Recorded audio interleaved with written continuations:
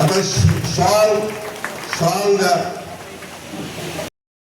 उल्लेख करेन. आंबेडकर साहेब आहेत, आमचे गिरकर साहेब आहेत. आपण सांगेन की काही महिना अगोदर राज्य सरकार म्हणून या जिल्ह्याचा पालकमंत्री म्हणून गिरकर साहेब आपण वंचित समाजाचा एक जनता दरबार आपण आयोजित केला आणि त्यामुळे या जिल्ह्यातला सगळं पूर्ण वंचित समाज त्याला एकत्र आणून त्यांचे प्रश्न, त्यांचे अडचणी, त्यांचे निधी अभावी थांबलेली कामं या सगळ्या गोष्टीला वाचा फोडण्याचं काम आम्ही आमच्या माध्यमातून केलं. आणि मी अभिमानाने सांगू शकतो की महाराष्ट्रातला हा असा पहिला झालेला प्रयत्न होता एवढं संपूर्ण वंचित समाजाला आपण एकत्र आणू शकतो. आणि म्हणून त्यानंतर त्याच्यामध्ये आलेले सगळे जेवढे निवेदनं होती त्या निवेदनाच्या अनुसार येणारा आता जिल्हा नियोजन समिती आणि समाज कल्याण निधीतून जवळपास 9 कोटीची निधी आपण ह्या विविध सगळ्या विकास कामाला आता इथे देणार आहोत.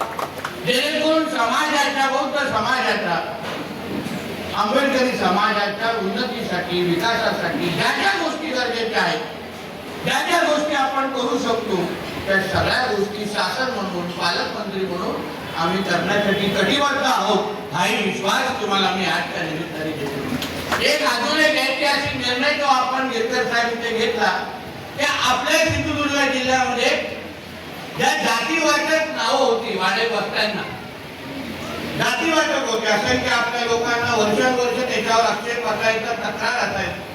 आपला सिंधुदुर्ग जिल्हा आंबेडकर साहेब राज्यात, देशात पहिला जिल्हा ठरला. ही सगळी जातीवाचक नावं आपण बदलली आणि लोकांच्या इच्छेप्रमाणे आपण आता त्याला नामकरण सुरू केलं. ह्या पद्धतीचं काम आपण आपल्या जिल्ह्यामध्ये करतोय. आपण आम्हाला आज जसं ह्या कार्यक्रमाच्या निमित्ताने आलाय, आपण अशाच पद्धतीचं मार्गदर्शन जेव्हा जेव्हा शक्य असेल तेव्हा आम्हाला करावं असं विनंती आणि अपेक्षा या निमित्ताने व्यक्त करेन. आमच्या गिरकर साहेबांनी आम्हाला तरुणांना पण लाज वाटेल एवढी मेहनत आमचे गिरकर साहेब करतात आणि म्हणून ते सातत्याने या भागाच्या विकासासाठी, जिल्हा तालुक्याच्या विकासासाठी जिथे भेटलो तिथे नमस्कार बरोबर एक निवेदन नेमकं माझ्या हातामध्ये देतात. एवढं ह्या विकासासाठी ते प्रयत्नशील असतात आणि म्हणून ह्या भागामध्ये जो काही विकास आपण पाहतोय त्याच्यामध्ये सिंहाचा वाटा आमच्या भाई गिरकर साहेबांचा आहे हे उल्लेख आवर्जून या निमित्ताने करतो. परत एकदा या धम्ममेळाव्याच्या निमित्ताने जे काही तालुक्यामधून, जिल्ह्याच्या कानाकोपऱ्यातून जे काही आमचे बांधव आलेले आहेत, भगिनी आलेले आहेत, त्यांचं ह्या निमित्ताने मनापासून स्वागत करतो.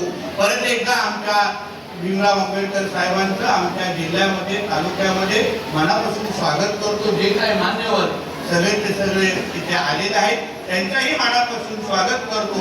इथेच थांबतो. जय हिंद, जय महाराष्ट्र, जय भीम.